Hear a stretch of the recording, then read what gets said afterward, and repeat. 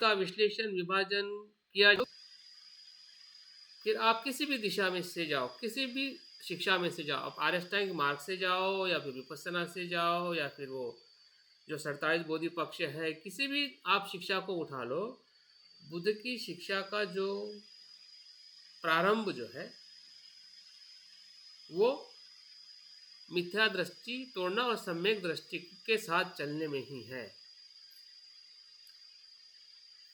भले आपको 100% ना समझे, 100% समझना वो तो बुद्धत्व का प्राप्ति का अनुभव है, लेकिन बिगिनिंग में समझना ये धम्म छंद है। ये मतलब हमारी धम्म जीवन की सही शुरुआत है। और शुरुआत का मतलब यह है कि एक बार हो जाती है और रुक जाती है, ऐसी नहीं। शुरुआत मतलब वहाँ से निरंतर चलने वाली प्रक्रिया। अगर हमारी शुरुआत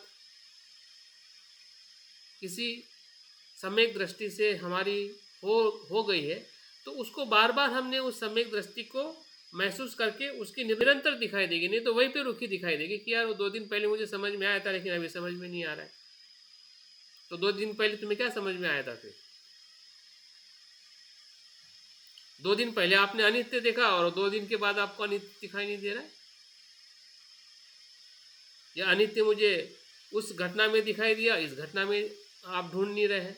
इसका मतलब क्या है कि हम अपने जो सम्यक दृष्टि का जो उपयोग है वो हम सही जगह पे और तरीके से हम नहीं कर पा रहे, और यही कहीं ना कहीं हमारी भूल हो रही है, क्योंकि हमारे पास में संसार के सबसे बड़े रत्न है जिसको हम बुद्ध धम्म संघ कहते हैं, और सबसे श्रेष्ठ मार्ग है। श्रेष्ठ का मतलब बुद्ध धर्म के कंपेयर में कोई धर्म नहीं है, इस प्रकार का श्रेष्ठ है। आप किसी भी धर्म, विज्ञान और टेक्नोलॉजी से कंपेयर नहीं कर सकते हैं कि भाई तुम्हें बौद्ध धर्म से नहीं मिलेगा तो इससे मिल जाएगा, या इसमें जो मिलेगा वो पूर्ण होगा और हमें बौद्ध धर्म की तरफ जाने की जरूरत नहीं है। ऐसा कोई मार्ग नहीं है। और दूसरी जो हमारी जो मनुष्य जीवन में हमारी जन्म लेने का कारण है, जिस प्रकार से हमें जन्म मिला है एक मनुष्य का, तो मनुष्य के जन्म में अज्ञान और तृष्णा कारण है। लेकिन और एक महत्वपूर्ण है हमारे जन्म के साथ, वो है बुद्ध होने की इच्छा, या जीवन में कुछ अर्थ प्राप्त करने की इच्छा। एक तरफ हम भवचक्र में आए हैं,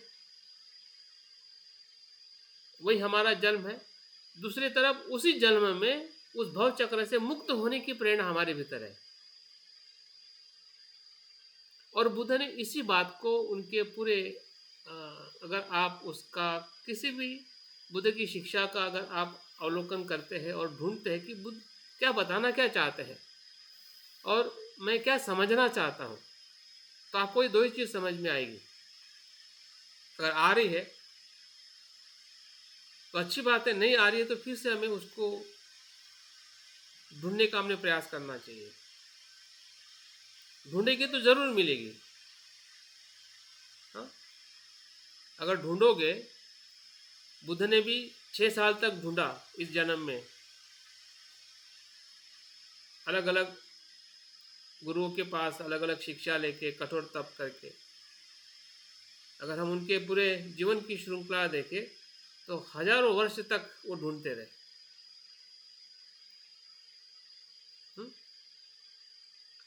तो ढूंढना तो एक मनुष्य जीवन की प्रवृत्ति है और वीर्य है। ये वीर्य भी है जब हम उस बुद्धत्व के उद्देश्य की तरफ लगाते हैं। हाँ? अन्यथा फिर वो संसार के कामकाज में लगा के हम जो कुछ भी धन या जो कुछ भी हम जीवन को भौतिक सुखी करते हैं और फिर हमारा मृत्यु हो जाता है। फिर से जीवन का चक्र जो है उसी गति से चलता है। तो हमारा वीर्य, हमारी शक्ति या हमारा मन जो है, जिस मन में एक ऊर्जा है, जिस मन में एक उद्देश्य लेके हमारा जन्म हुआ है, तो वही कहीं ना कहीं हमारे जो इस जन्म के पहले का जो जन्म है, जिसको हम पूर्व जन्म कहते हैं, और इस जन्म में जो हमें जन्म होने के पहले की जो अवस्था है वो प्रतिसंधि है। इस एक प्रकार से नए जीवन में परिणाम मिलना। अगर हम इसको पीछे से भी आगे देख सकते हैं और अभी से आगे देख सकते हैं। ठीक है, अभी जब हम हैं, ये नए जीवन का परिणाम है जो हमारा जन्म हुआ है, ये मृत्यु तक का, ये हमारा नया जीवन है, जन्म से लेके मृत्यु तक। अगर हम पीछे जाके देखें तब भी प्रतिसंधि है, और मृत्यु के बाद भी हम देखेंगे तब भी प्रतिसंधि है। और प्रतिसंधि का समझना और को समझना, इससे हमारी पूरी जो समझदारी है और गहराई में जा सकती है, और ना समझी से हम मुक्त हो सकते हैं। ताकि भाई कर्मपथ जब पूर्ण होता है और नहीं होता है, दो ही है उसमें। अगर होता है तो प्रतिसंधि या पुनर्भव कैसे होगा, या वो कुशल अकुशल होगा तो पुनर्भव कैसे होगा, ये बहुत ही लॉजिक है।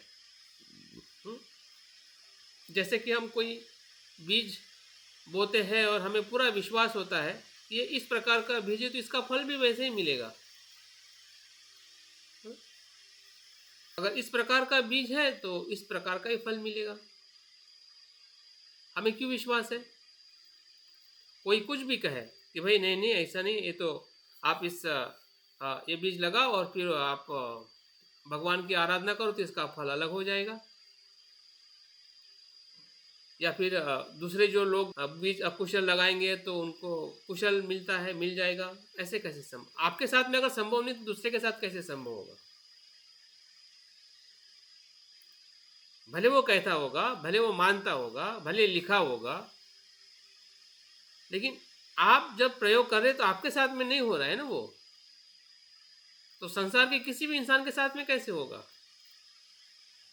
कहने के लिए कुछ भी कह सकता है, लिखने के लिए कुछ भी लिख सकता है, लेकिन आपका जो मनुष्य का जो या निसर्ग का जो अनुभव है, निसर्ग का जो नियम जो है, वो तो हर जगह पे हर परिस्थिति में वो वैसा ही काम करता है।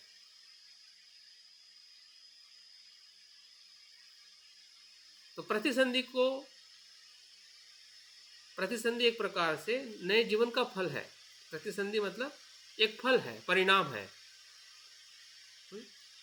परिणाम ये वर्तमान का जीवन, क्योंकि वो हमारा पास्ट का कुछ कर्म का ये परिणाम है, हाँ, फल है। अगर इस जीवन में जो कुछ भी हम कर्म करते हैं, संचय करते हैं, हाँ, तो उसी कर्म के आधार पर जो आने वाला जो जीवन रहेगा या होगा, हाँ, उसकी पूरी तरह से हम अपने आप से हम प्रमाणित कर सकते हैं। बुद्ध तो पहले व्यक्ति है संसार में कि जिन्होंने इस प्रकार के चेतना के प्रक्रिया को देखा, जीवन की प्रक्रिया को देखा। हाँ, वो पहले व्यक्ति है कि जिस व्यक्ति ने बताया कि कैसा होता है, देखना और बताना। हाँ, जो देखा वही बताया कि भाई आपका या मनुष्य का जीवन किस कर्म से किस गति की तरफ जाता है। मतलब एक प्रकार से उन्होंने प्रमाणित करके दिखाया कि ऐसा क्यों होता है, और आपको या मनुष्य ने किस कर्म को नहीं करना चाहिए, किस कर्म को करना चाहिए। हाँ? अगर हमें पता चल जाता है कि भाई इस कर्म करने से ये फल मिलेगा, फिर वो अकुशल करेगा तो अकुशल मिलेगा, और कुशल करेगा तो कुशल मिलेगा। तो जो बुद्ध कहते हैं कि समझदार व्यक्ति क्या करेगा, यहाँ पे दो व्यक्ति, समझदार और नासमझदार। अगर समझदार होगा तो वो अकुशल के तरफ जाएगा, कुशल के तरफ नहीं जाएगा। अगर हम समझदार हैं या समझदारी के साथ उसको देख रहे हैं और समझदारी के साथ चलना चाहते हैं, प्रज्ञा के साथ या जीवन की जो सार्थकता है, जीवन का जो सही सुख है, उस मार्ग पे अगर हम चलना चाहते हैं तो हम क्या करेंगे? तो हम तो वही करेंगे कि जो हमें अनुभव हो रहा है, हाँ, कि अकुशल दुखदायी है तो अकुशल को पथ को छोड़ेंगे, और जो कुशल है, जो सुख देने वाला है और अच्छे फल देने वाला है, तो उसको हम आचरण करेंगे। कुशल और अकुशल कर यदि कर्मपथ होता है, उसमें प्रतिसंधि फल देने में। हाँ जी। ये जो प्रतिसंधि शब्द आप इस्तेमाल कर रहे हैं, इसका इंग्लिश वर्ड क्या है? रिबर्थ। Rebirth, rebirth. पुनर्जन्म। प्रतिसंधि माने पुनर्जन्म। संधि होता है ना, संधि मतलब जुड़ना। नए आज, हाँ आगे मैं बता रहा हूँ, कर्मपद बता रहा हूँ, ठीक है। ये शब्द का ये फेर होने से मैंने पूछा, बाकी तो वो पहली लाइन का जो आप अर्थ बता रहे हैं उससे बहुत अच्छा मतलब स्पष्ट हो गया। हाँ हाँ, वो चीज में कुशल या अकुशल करते हैं, हम्म। उसका परिणाम कुशल का अकुशल जाएगा और कुशल का कुशल जाएगा। हम्म। चाहे बीज से उपमा दीजिए, चाहे किसी चीज से भी उपमा दीजिए, या उसका प्रत्यक्ष प्रयोग करके भी देख लीजिए, सत्य है, सत्य दृष्टि है। हाँ बिल्कुल बिल्कुल। अब ये बात थोड़े में समझ ले कि अकुशल करेंगे तो निश्चित ही वो दुख या बंधन की तरफ हम चले जाएंगे या पतन की तरफ चले जाएंगे। और कुशल करेंगे या कुशल मनोवस्था में रहेंगे, कुशल कर्म में जिएंगे, कुशल कर्म करेंगे, तो उसका परिणाम हम कुशलता की तरफ बिल्कुल बिल्कुल। धीरे धीरे हो सकता है कि बंधन मुक्ति मोक्ष या निर्वाण जो भी अवस्थाएं हैं उन सबका रियलाइजेशन भी कर सकते हैं। हाँ, वही वही वही जो हमारे सभी अपने वीडियो ऑन रखें, अच्छे कुशल कर्म करें सभी। कहने का मतलब यह है कि आ, हम अपने जीवन में कर्म के तत्वों को नहीं समझने के कारण उसका हमें लाभ नहीं मिल रहा है, ठीक है, हम लाभ नहीं ले पा रहे हैं। हाँ, लेकिन ये जो बातें यहाँ पे आपके बीच में मैं कुछ बता रहा हूँ, अभी ध्यान से सुनिए और इसके ऊपर थोड़ा चिंतन भी करिए अभी और बाद में भी। कुशल या अकुशल, यदि कर्म पथ होते हैं, कर्म पथ मतलब संपूर्ण शुरुआत से लेके आखिरी तक जो उसके कर्म पथ के जो अंग है उसको पूर्ण करना, ठीक है। कर्म पथ जैसे कि मैंने उदाहरण तब बताया था कि आपको आपके घर से और जगह पे जाने का आपके मन में विचार आया है सहेली को मिलने के लिए। जैसे कभी करुणा जी ने बताया कि कल मैं क्लास लेने वाली हूँ, ठीक है, अच्छा विचार है, लेकिन वो कर्म पथ नहीं है अभी, एक कर्म की सोच है सकारात्मक। लेकिन जब वो क्लास लेने के लिए जो भी परिस्थिति जो है उसके साथ में वो पूर्ण करेगी, फिर समय पे जाना हो या मित्रों को फ़ोन करना हो, क्लास लेना हो, और सब कुछ उसका हो जाएगा, हाँ, धर्म पालन गाथा हो जाएगी, सब कुछ वर्ग समाप्त हो जाएगा, तब जाके वो कह सकते हैं कि अभी मेरा कर्मपद पूरा हुआ, उस अर्थ से। हाँ, भाई कर्मपद पूरा होने से क्या होता है, देखो आगे जो उसका अर्थ जो है, अगर कर्मपद होता है तो उनमें प्रतिसंधि फल देने में समर्थ जनक मतलब जन्म, हाँ, जनक मतलब जनक शक्ति ही मुख्य रूप से होती है। हाँ, उस फल प्रतिसंधि का फल क्या होता है, हाँ, वो समर्थ होता है कि वो जन्म की ऊर्जा को वो रूप दे, नए जन्म को वो रूप दे। अभी नया जन्म का रूप जो है दो प्रकार से हम देख सकते हैं, मृत्यु के बाद, ये जन्म लेने के पहले, या इसी जीवन में। जैसे कि अभी आपने कुछ कुशल कर्म पूरे कर्म पथ से किया, तो आपके या हमारे जीवन में दूसरे दिन या तीसरे दिन उसका परिणाम दिखने लगेगा। वो भी एक प्रकार का नया जीवन। जैसे बाबा साहब कहते हैं ना, 21वीं प्रतिज्ञा में, मैंने बौद्ध धर्म लिया, अभी मेरा पुनर्जन्म हुआ। हाँ? अगर हम ध्यान करेंगे, रूप लोक की अवस्था में जाएंगे, तो एक जन्म है, काम लोक से रूप लोक में जाना। फिर रूप लोक में से पहली अवस्था से दूसरी अवस्था में जाओगे, क्योंकि आपने पहला ध्यान की अवस्था का कर्म पूरा किया है, वो कर्म पद पूरा किया है। 5 निवरण चले गए, 5 पे हमारे ध्यानांग आ गए, तो कर्म पद पूरा होने से वही हुआ। तो उसका लाभ क्या हुआ? उसका लाभ ये हुआ कि हम दूसरे ध्यान के नया जन्म मिला। अभी नया जन्म का मतलब सिर्फ मृत्यु के बाद के जन्म को ही नहीं देखना है, वो तो है ही। उसको अभी हम उतना स्पष्टता से देख नहीं सकते, लेकिन ये तो देख सकते हैं ना। क्या ये भी देख नहीं सकते? भी हमें समझ में नहीं आ रहा है कि हाँ ऐसा ही है। फिर वो कोई भी कुशल कर्म हो, हम तो सिर्फ ध्यान की बात कर रहे, फिर आपका दान हो, जिस प्रकार से हम 10 कुशल कर्म को आगे देखने वाले हैं। तो इस प्रकार से जो प्रतिसंधि फल जो है, नए जीवन में आने वाले लाभ मिलेगा। अगर हम सकारात्मक शील की बात करें, या फिर नकारात्मक करें, तो हमारे जीवन में दुख आएगा, या सदगति के अवस्था में हम नहीं जा पाएंगे। तो दुख और दुर्गति, सुख और सदगति, इसके स्वरूप में जो हमें प्राप्त होना है, तो उसका जो मूल स्वरूप जो है वो कर्मपथ है, या कर्म नियम के भीतर जो हमें बात समझनी है, ताकि हम अपने कर्म को और अच्छी तरह से समझें, और जितना हो सके उतना हम उसमें बदलाव लाने का प्रयास करें।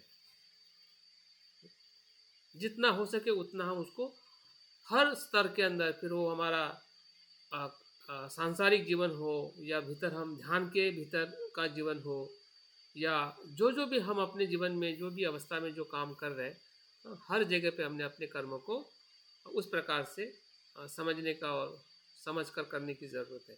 कर्मपथ होने पर भी यहाँ पे और एक बात है, अगर कर्मपथ पूरा हो भी जाता है, होने पर भी प्रतिसंधि फल देने वाला भी होता है और न देने वाला भी होता है। यहाँ पे भी एक बात और स्पष्टता रखें, कोई कर्म फल भले कुशल हो या अकुशल हो, प्रतिसंधि फल देने वाला भी होता है और नहीं न देने वाला भी होता है। ऐसा क्यों? आगे उसका जवाब इसमें लिखा है। सभी कर्म पथ ही होते हैं जब हम उसको पूरा करते, तथापि अत्यंत तीक्ष्ण और उपकारक प्राप्त कुशल या अकुशल कर्म ही प्रतिसंधि फल दे सकते हैं। उसमें तीक्ष्णता होनी चाहिए, जिसमें बोलते हैं ना, एक ऊर्जा होनी चाहिए। जैसे कि हम कर्म करते हैं, लेकिन जब हम सम्यक प्रयत्न करते हैं, वो एक ऊर्जावान प्रयत्न होते हैं। सामान्य प्रयत्न करना और विशेष प्रयत्न करना। आप दान दे रहे हैं, अच्छी बात है, लेकिन वो सामाजिक और एक सामान्य तौर पे हम दान की भावना रखते हैं। लेकिन जब दान देने की हमारी पूरी ऊर्जा होती है, समझदारी होती है, उसके अलग अलग उसके जो पहलू है, उसके प्रति कुशल कर्म हम करते, तो इस प्रकार के कुशल कर्म हमें इस सुख देने वाले और आने वाले जीवन में भी उसका जो परिणाम जो हमें मिलेगा, उन्हीं कुशल अवस्था में हमारी गति होगी। अभी आगे कर्मपथ को दर्शाया है, तो कर्मपथ में होता क्या है? कर्मपथ हुआ अथवा नहीं, इस करने के लिए उससे संबंधित सभी अंग पूर्ण हुए या नहीं हुए, ये देखना पड़ता है। सम्यक ज्ञान मतलब ये क्या चलेगा तो उसके अंग के साथ हमें उसको देखना पड़ेगा। जैसे कि अगर हम कोई सब्जी बनाते हैं तो हमें पता है कि उस सब्जी में नमक, मिर्ची, तेल, आग, पानी, ये उसके अंग हो गए ना। समझ में आ रहा है? हाँ? कोई आप सब्जी बना रहे हैं या चटनी बना रहे हैं या दाल बना रहे हैं तो सभी के अलग अलग अंग हैं। दाल में मिर्ची नहीं होगी या कम प्रमाण में होगी, हाँ? लेकिन आप दूसरी सब्जी बनाओगे तो उसमें दो चीज़ें ज़्यादा होगी, दो चीज़ें कम होगी, हाँ? तब जाके वो सब्जी बनाने का या जो भी हम कर्म करते हैं, हम्म, कोई ना कोई उसके जिसको अंग एक प्रकार से हम कंडीशन कहते हैं। जैसे कि बीज है, बीज अपने आप पे तो उगेगा नहीं, उसको अंग की ज़रूरत है। कौन से अंग की? उसको ज़मीन चाहिए, उसको पानी चाहिए, उसको हवा चाहिए, हाँ? उसको केयर रखने वाले भी चाहिए। अगर वो उस प्रकार से फल अगर हमें चाहिए तो, नहीं तो जंगली पेड़ हो जाएगा और उसमें से जो फल चाहिए उस प्रकार से हमें नहीं मिलेंगे। तो उसके अंग का होने का मतलब ही कर्मपथ है। उसके बारे में जानना ही सम्यक दृष्टि है, हाँ? जैसे कि हमने सम्यक दृष्टि का अर्थ ही है कि हमारे कुशल और अकुशल कर्म के कारण और परिणाम को जानना, मतलब सम्यक दृष्टि।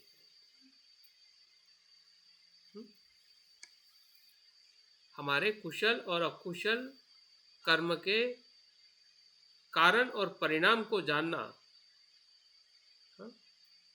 मतलब सम्यक दृष्टि। और उसी सम्यक दृष्टि की ये एक सूक्ष्म या उसके भीतर की बात है, हाँ? कि फिर हम क्या जाने। सम्यक दृष्टि के अंतर्गत कुशल और अकुशल कर्मों को हम कैसे जाने कि जिसके कारण हमें ये समझ में आए कि ये कुशल कर्म इस जीवन में और आने वाले जीवन में सद्गति देगा या दुर्गति देगा, हाँ?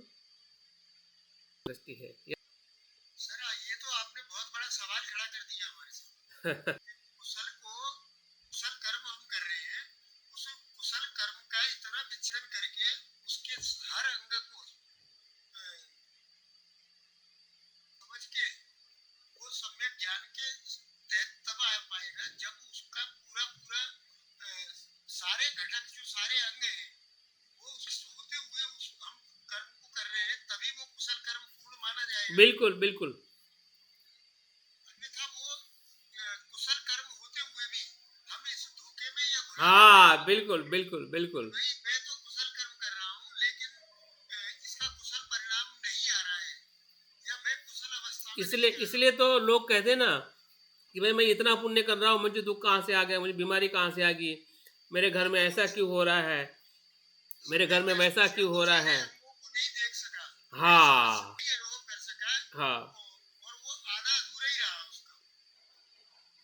तो देखने दिखाने का समझ लीजिए, या अपने मन को संतुष्ट करना या धोखा देने की बात। हाँ। और दूसरा इससे क्या होता है कि भले हम नसीब को नहीं मानते हैं लेकिन हम नसीब को मानने लगते हैं, क्योंकि हमें समझ में नहीं आता है सब कुछ अच्छा हो रहा है, बुरा कहाँ से हो गया। फिर अविद्या में चला जाता हाँ, नहीं फिर हम बोध होने के बाद में भी नसीब में चले जाए, मेरे नसीब में है। लोग भी ऐसा ही कहते हैं, कहेंगे भाई तुम्हारे नसीब में ऐसा ही था, देखो तुमने कितना अच्छा किया, हाँ दान देती हो, शील का आचरण करती हो, हाँ शिविर में जाती हो, ये करती हो वो करती हो, हाँ और तुम्हारे घर में ऐसा हो गया, तुम्हारे साथ ऐसा हो गया, तुम्हारे नसीब में ऐसा था। सर बहुत अच्छा स्पष्ट किया आप। तो ईश्वरवाद और नसीबवाद, हाँ या आत्मावाद, ये सभी कर्म नियम के मिसअंडरस्टैंडिंग से या अस्पष्टता के कारण निर्माण होता है। क्योंकि बुद्ध ने जो प्रतीति समुत्पाद देख के कर्म नियम को पूरी तरह से खोल दिया, क्योंकि कर्म के नियम से ही सब कुछ पाखंड निर्माण हुआ है, ठीक है। तो ईश्वरवाद आया है, आत्मावाद आया है या जातिवाद आया, जातिवाद भी तो कर्म के नियम से आया ना। जातिवाद अस्पृश्यता जो है कर्म के नियम से तो आई है। इसलिए तो लोग कहते हैं कि भाई तुमने बुरा कर्म किया, तुम्हारा जन्म स्त्री में हो गया, तुम्हारा जन्म इस जाति में हो गया, तुम्हारा जन्म उस घर में हो गया, और वैसे ही मान लिया कि बात तो सही है भी, मैं स्त्री हूँ, आप स्त्री हो तो आप क्या बोलोगे कि मैं तो अनपढ़ हूँ, मैं तो गरीब हूँ, तो वो तो है ही, तो आप मानोगे ना कि भाई ये तो पूर्व जन्म का परिणाम है, इसमें बदलाव ही नहीं हो सकता है। लेकिन पूर्व जन्म का परिणाम है तो क्यों हुआ वो पता है क्या किसी को? और इस जन्म में क्या मैं अपने कर्मों को बदल सकता हूँ क्या? यही चीज जो बता रहे हैं आप, वही चीज लैक करता है आदमी, इसलिए उसकी रियलिटी नहीं समझ पाता। उसके जो हेतु प्रत्यय और उस सारी घटना में क्या क्या अंग हैं, उनमें से कहीं ना कहीं वो लैक करता है, छूट हाँ, देता है उस हाँ, चीज को, और इसलिए वो फिर अविद्या में गिरता है। बिल्कुल, बिल्कुल, हमारे कर्म ही फिर हमको फँसाते हैं। हमारे कर्म ही हमें फिर निराश करते हैं। ऐसे बहुत सारे लोगों को मैंने देखा कि जो आध्यात्मिक जीवन जीते-जीते छोड़ देते हैं, उनको लगता है कुछ नहीं है, और अभी तक किया कोई बदला नहीं, मेरा पैसा भी गया, मेरा सब कुछ गया, हाँ? मेरी ना कोई इज़्ज़त ना इसका मतलब उसने सीधा आचरण ही नहीं किया। का उदाहरण, एक मिनट जरा, बाबा साहब का सीधा उदाहरण के हिंदू पैदा होना मेरे बस की बात नहीं थी, हाँ जी, हाँ जी, हाँ, बिल्कुल, बिल्कुल, वो क्योंकि स्टेटमेंट। उसमें बहुत सारे कारण थे, और ये किसी के साथ भी है, जो बाबा साहब के साथ थे वही सबके साथ भी है, लेकिन उस चीज को लेके रोते रहना, ये कोई नासमझी की बात है। तो ये बाबा साहब कभी रोए नहीं इस चीज को लेके, उन्होंने कहा कि आगे मैं हिंदू धर्म में रहते हुए या हिंदू मानसिकता से मरूंगा नहीं, ये मेरे बस की बात हाँ, वो जिम्मेदारी उन्होंने अपने कर्म पथ को है। हाँ, सुनिश्चित किया। जी जी, तो हाँ, उसके अनुसार पूरा जीवन, भले तो उसमें पैदा हुए, लेकिन कभी भी इस तरह की इंफीरियरिटी या अपनी मनोअवस्था बहुत ऊंची रखी है कि हर वाणी, हर शब्द और हर कृति बताती है। ठीक है। हाँ, सुभाष जी, हाँ, बोलिए बहादुर सिंह। एक मेरा भी क्वेश्चन है सर, मैं निवेदन ये करना चाह रहा था सर, 2 दिन पूर्व में आपने सर एक उदाहरण दिया था कि एक कंजूस व्यक्ति था, उसने ना अपने जीवन में कुछ खर्च किया, ना ही अपने बच्चे पे खर्च किया, और बच्चे का पोषण सही ढंग से ना होने से वो मृत्यु हो जाती है, वो बीमार हो जाता है, उस मृत्यु के क्षण में ही उधर से गुजरना होता है भिक्षाटन के लिए, और वो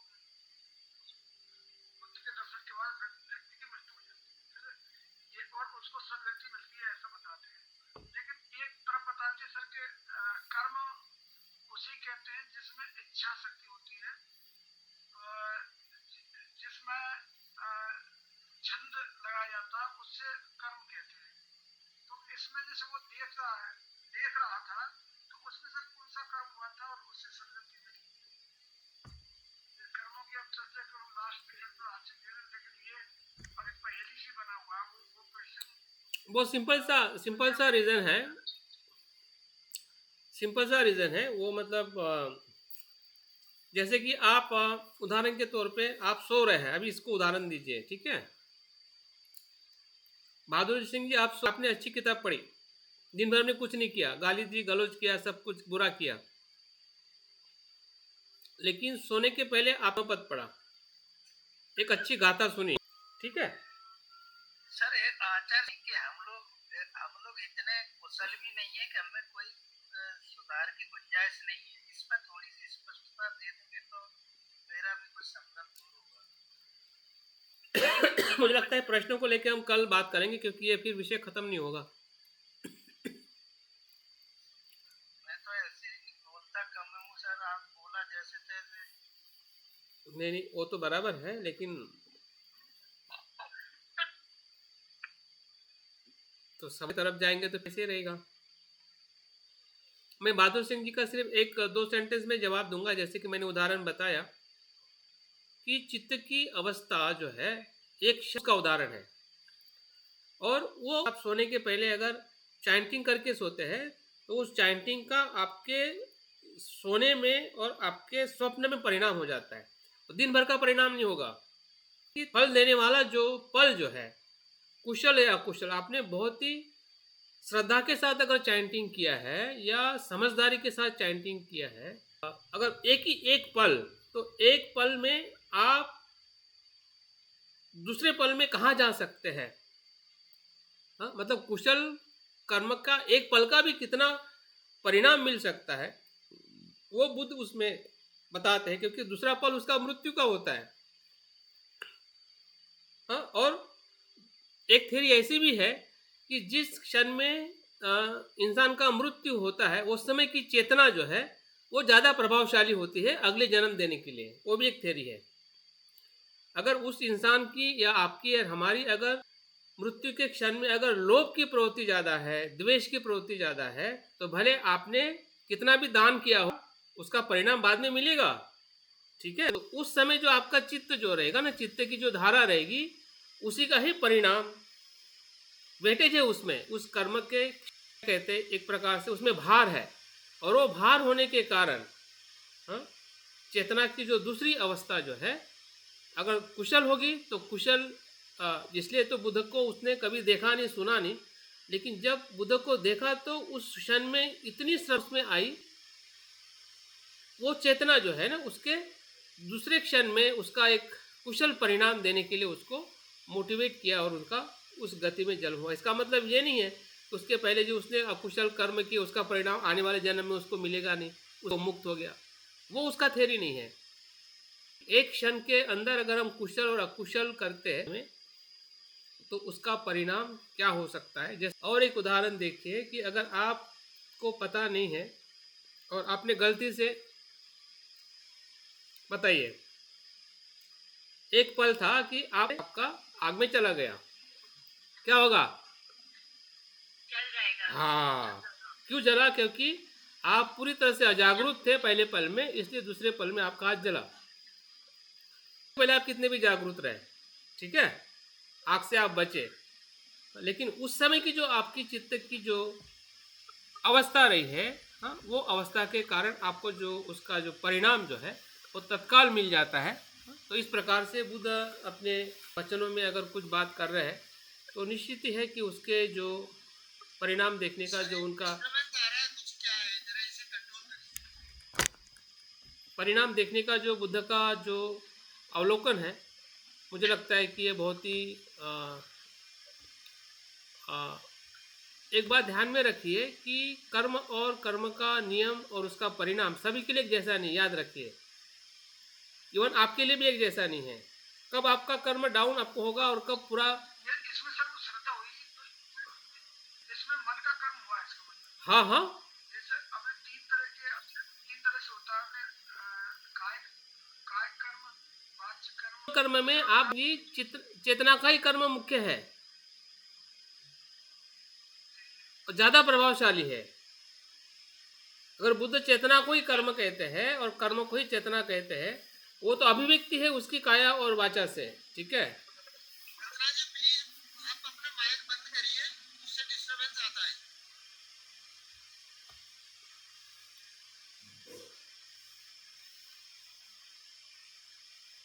हाँ, तो मैं जिस कर्म पथ को लेके जो बात कर रहा हूँ या उसके भीतर जो अंग है, ये सब कर्म पथ होता है। फिर से हमें थोड़ी स्पष्टता लेनी है। जिस कर्म के जो अंग है जिसके बारे में है तो ही कर्म पथ है, यदि नहीं होते हैं तो कोई भी कर्म कर्म पथ नहीं होता है। भी उसमें उदाहरण दिया हुआ है, अभी आप देखिए, फिर से मैं पढ़ता हूँ कि ये सभी, यदि सभी अंग, अगर आपको एक जगह से दूसरे जगह पे जाना है तो उसके जितने भी अंग पूरे हो गए, जब तक आप वहाँ पे पहुँचते नहीं हैं और आपका काम पूर्ण नहीं करते तब तक वो कर्म पथ नहीं होगा। फिर वो दान देने का हो या ध्यान करने का हो, आपने सोचा लेकिन ध्यान नहीं किया, आपने सोचा कि पढ़ाई करना है अच्छी चीज़ है लेकिन आपने पढ़ाई नहीं की, अभ्यास नहीं किया, वो उसका काम पूरा नहीं किया। हाँ, तो उसके जो अंग थे, अगर वो अंग अगर पूरे उसमें सहभागी नहीं होते हैं तो वो कर्म पथ नहीं है। उदाहरण के तौर पे बताया कि अगर हम हिंसा में उसके सभी अंग पूर्ण होए तो ही वो कर्म पथ है। इसमें 5 अंग होते हैं जब हम किसी की हिंसा करते हैं। पहला तो आपके मन में चेतना होनी चाहिए हिंसा करने की। दूसरा चाहिए कि जीव होना चाहिए। तीसरा है कि उसमें आप उसको संज्ञा देनी चाहिए कि ये प्राणी है जिसको मैं मार रहा हूँ या मैं मारना चाहता हूँ। चौथा है अस्त्र होना चाहिए, कुछ साहित्य ये होना चाहिए कैसे उसको मारने के लिए शस्त्र होना चाहिए, और चौथा है आपने उसको जान से मार देना चाहिए। या वो हिंसा पूरी होती है तो ही हिंसा है।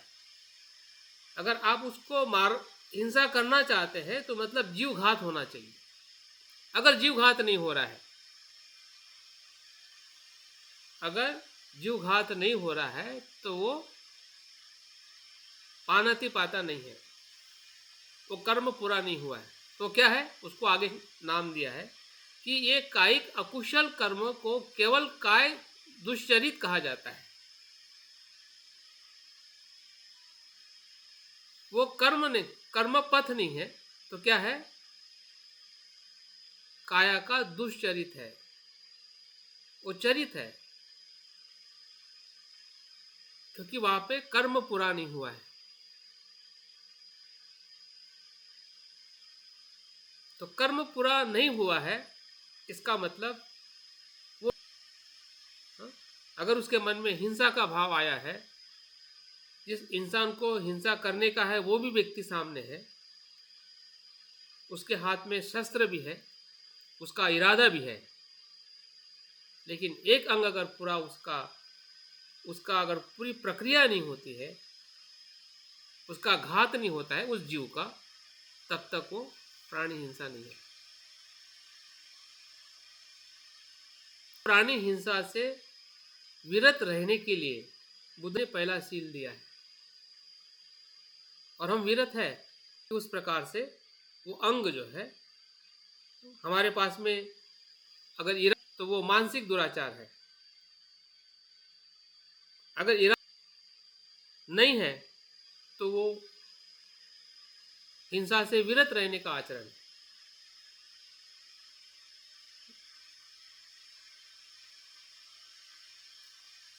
तो इस प्रकार सर,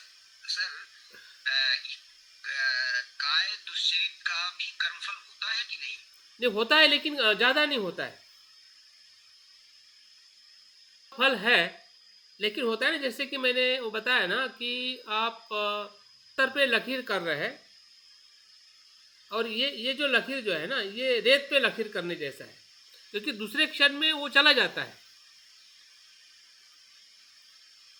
क्योंकि दूसरे क्षण में आप उसको नहीं मारोगे, क्योंकि आपने मारा ही नहीं, तो आप अभी कैसे मारोगे? अगर मारना होता तो मार देते ना आप। बिल्कुल सर, वो अनजाने में। हाँ, मारना है तो मार देते, तो वो आपका दुष्चरण कर्म बन जाता, लेकिन नहीं मारा है ना आपने, तो दूसरे पल में आपको ज़्यादा अवसर है कि उससे आप विरत हो सकते हैं। जैसे कि ये चीज़ हमारे साथ में हमेशा होती है कि हमारे मन में द्वेष आता है, हम नहीं चाहते हैं, लेकिन वो द्वेष आना का उसका चरित है, वो कर्म नहीं है, कर्म पथ वहाँ पे पूरा नहीं हुआ है। क्योंकि द्वेष आने के बाद में आपने उसको वाणी से इस्तेमाल नहीं किया, किसी को हर्ट नहीं किया है, लेकिन आपके मन में द्वेष आ गया है, और उसी से हम अपने आप को कोसते रहते हैं कि मेरा कर्म हो गया। क्योंकि कर्म होना मतलब कर्म पथ पूरा होना चाहिए ना। हाँ, अगर आपके मन में द्वेष आया, ठीक है, और आपने वाणी से और हाथ से इस्तेमाल किया और उसको हानि हुई, जैसे कि हम बच्चों को मारते हैं, तो बच्चों को मारने का हमारा इरादा उसको हानि करने का नहीं होता है, तो वो द्वेष भी आएगा, क्योंकि आपका मारने का इरादा जो है उसको हानि पहुंचाना नहीं है। Will to kill, need to kill, जो बाबा साहब बताते हैं ना, कि आप किसी को मार रहे हैं या डांट रहे हैं, तो आपका इरादा क्या है? अगर इरादा अपमान करने का है, हानि पहुंचाने का है, नीच दिखाने का है, या उससे कुछ चीज़ों से उसका आपका लाभ कराना है, इस प्रकार से अगर आप लोग है, हाँ, या प्रेम कर रहे हैं या फिर आप कर्म कर रहे हैं, तो वो अकुशल पथ है, क्योंकि उसमें वो सभी उसको तो उसके फायदे के लिए मार रहे हैं, लेकिन फिर भी हमसे हिंसा तो हुआ ही। किसके लिए? बच्चे को, जैसे अभी आपने कहा। नहीं नहीं नहीं नहीं नहीं नहीं नहीं, ऐसा नहीं। अगर ऐसा है तो फिर हिंसा है, बिल्कुल आप सच बोल रहे हैं। लेकिन अगर आपका इरादा उसको समझाने का है, आपका करुणा का इरादा है, आप सही में उसको हानि नहीं पहुंचाना चाहते हैं, हाँ, जैसे कि मम्मी पापा डांटते हैं ना, बाबा साहब ने भी तो हमें डांटा है, बुद्ध भी तो डांटते हैं, ठीक है। तो वो करुणा से या आपका अगर सम्यक है, ठीक है, आप स्पष्ट है, क्योंकि आपको पता है कि आप अगर ऐसा डांटोगे क्या करना है, आप उसको ऐसे नहीं छोड़ देने वाले हैं। समझ में आए? अगर ऐसा ही छोड़ दे रहे इसका मतलब आप सिर्फ अपनी बात को उस पे थोपना चाहते हैं बच्चों पे। ये कर, ऐसा है, हाँ, मैं तेरा बाप हूँ तो मेरा बेटा है, हाँ? तो इस प्रकार से डांटना, कहना वो हिंसा है। समझ में आ रहा है? हाँ, तो हमारा कर्म दुष्चरित कब होता है? और सर कि हमारे मन में अकुशल कर्म आया लेकिन हमने किया नहीं है तो क्या हो गया? दुष्चरित हो गया। हाँ हाँ नहीं हुआ। हाँ, तो अगर तब होगा कि अगर आपके मन में लोभ आया सपोज, ठीक है, और लोभ के साथ आप अलग अलग वस्तुओं के बारे में आप लोभ करने लगे तो वो कर्म बन रहा है वो, ठीक है, क्योंकि उस कर्म पद के तरफ आगे बढ़ रहे हैं ना आप। जैसे कि लोभ आया, आपने खा लिया, ठीक है, या लोभ आया, आपने कोई चीज का इस्तेमाल कर लिया, घटना घटी ना, फिर वहां पे घटना घटी ना। अगर वो उसके अंग अगर आप फुलफिल कर रहे हैं कि जो वो आपका कर्मपद होने वाला है या होता है, तो फिर वो कर्मपद के तरफ जाएगा और उसका परिणाम जो है वो उसी प्रभाव से हमारे जीवन में या अगले जीवन में वो इन्फ्लुएंस करेगा या परिणाम देगा। हाँ? अगर मन में अगर लोभ आ गया तो वो उतना परिणाम नहीं देगा। इसलिए तो बुद्ध के मन में मार नहीं आया। बुद्ध तो कितने अच्छे थे। बुद्ध ने कौन से अकुशल कर्म किए 6 साल में, बताइए।